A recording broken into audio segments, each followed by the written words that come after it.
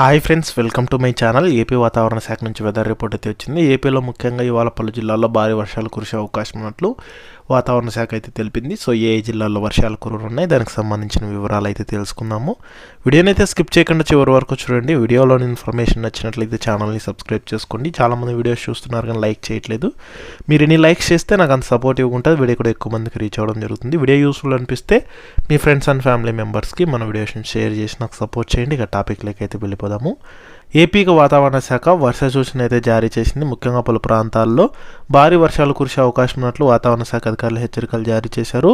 ఉత్తరాంధ్ర జిల్లాల్లో అక్కడక్కడ వర్షాలు కురుస్తాయని అయితే తెలిపారు. ఇక పూర్తి వివరాల్లోకి వెళ్ళినట్లయితే పశ్చిమ మధ్య బంగాళాఖాతంలో అల్పపీడనం అయితే ఏర్పడి అదే ప్రాంతంలో కొనసాగుతోంది. దీనికి అనుబంధంగా ఉపరితల ఆవర్తనం అనేది సగటు సముద్ర మట్టానికి 3.1 కిలోమీటర్ల ఎత్తు వరకు విస్తరించింది. ఇది పశ్చిమ నైరుతి దిశగా కదిలి వచ్చే 24 గంటల్లో ఉత్తర తమిళనాడు మరియు దక్షిణాంధ్రప్రదేశ్ తీరాల సమీపంలో నైరుతి బంగాళాఖాతంలో బలహీనపడే అవకాశం ఉన్నట్లు వాతావరణ శాఖ అధికారులు అంచనా వేస్తున్నారు. ఇక దీని ప్రభావంతో ముఖ్యంగా ఏపీలో ఉత్తరాంధ్రలో కొన్ని చోట్ల అక్కడక్కడ భారీ వర్షాలు కురిసే అవకాశం ఉన్నట్లు వాతావరణ శాఖ అధికారులు అంచనా వేస్తున్నారు.